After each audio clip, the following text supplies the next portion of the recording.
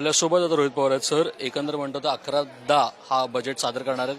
त्यांचा रेकॉर्ड आहे. कसं काय बघताय? काय काय झालं पाहिजे? दोन गोष्टी जे झाल्याच पाहिजे त्या बजेटमध्ये असं. बघा, कर्जमाफी आम्ही करणार असा शब्द त्यांनी दिला होता, ते झालंच पाहिजे.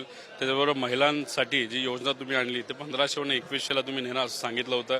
भावांतर योजना म्हणजे जेव्हा उत्पन्न जे शेतकऱ्याच्या शेतामध्ये होतं त्याचे जेव्हा भाव पडतात, जसं सोयाबीन, कपाशी, तूर, कांदा, तर तो जो फरक आहे तो आम्ही देऊ असं सरकारने इलेक्शनच्या काळामध्ये नेत्यांनी सांगितलं होतं. ते त्यांना आणावं लागेल. आमच्या युवांसाठी जे बेरोजगार आहेत त्यांच्यासाठी बेरोजगार भत्ता आणू असं सांगितलं होतं. आम्ही MPSC आणि सरकारी भरती तिथं मोठ्या प्रमाणात 2 लाखपर्यंत करू. हे आहे पुण्यश्लोक अहिल्यादेवी होळकरांची जन्म शताब्दी आहे, त्यामुळे 300वी.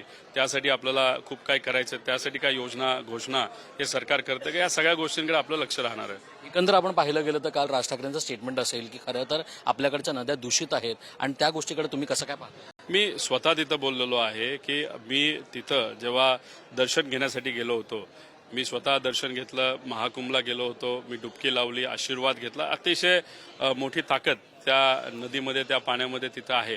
पण जेव्हा मी हजारो लिटर पाणी तिथून इथं आणलं, इथं असणाऱ्या आमदारांना द्यायला, म्हणजे विरोधातल्या आमदारांना सुद्धा आपण दिलं, MLCला दिलं, पत्रकारांना दिलं, मतदारसंघात दिलं. पण ते पाणी आणल्यानंतर त्याच्यामध्ये पोल्युशनचे अंश होते.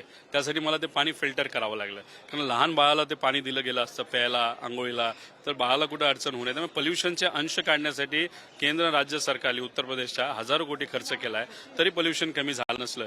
त्यामुळे काल राज ठाकरे साहेब बोलले, पोल्युशनच्या अनुषंगाने बरोबर बोलले. पोल्युशन नक्कीच आहे, पण बोलत असताना ज्या पद्धतीचं वक्तव्य त्यांचं झालं त्यामुळे काही धार्मिक भावना काही लोकांच्या दुखावल्या असेल, त्या बाबतीत मात्र काळजी घेतली पाहिजे होती असं माझं मत आहे. खूप धन्यवाद. Thank you so much sir.